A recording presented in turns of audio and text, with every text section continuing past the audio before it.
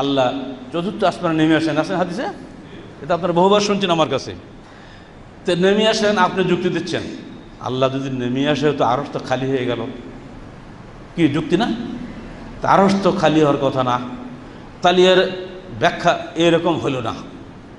কি হবে ব্যাখ্যা? এটা কুদরতি নামা হয়ে গেল ব্যাখ্যা।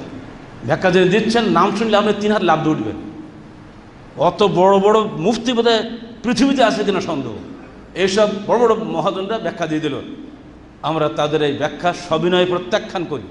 আর পরিষ্কার বললি, আব্দুল্লাহ ইবনে মুবারকের মতন, তার কাছে এই প্রশ্ন একজন করেছিল যে আল্লাহ তো নামিয়ে আসেন চতুর্থ আসমানে, তো আল্লাহ তাহলে ওই সময় খালি করে আসেন নাকি?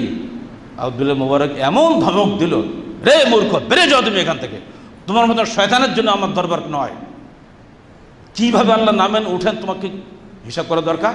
বেটা তোমার কাঠে চেয়ার বসতে হয় নাকি উনি? তার এলেম সর্বত্র বিরাজিত। তিনি 7 আসমানের উপরে নিজের আরশে সমন্বিত, কিন্তু তার এলেম এবং কুদরত বা শক্তি সর্বত্র বিরাজিত। বুঝতে পেরেছেন তো? এখন এতটুকু জ্ঞান যার আছে সেই হলো সালাফি, যার এই জ্ঞান নাই সে আদৌ সালাফি নয়, হতে পারে সে রফদানি।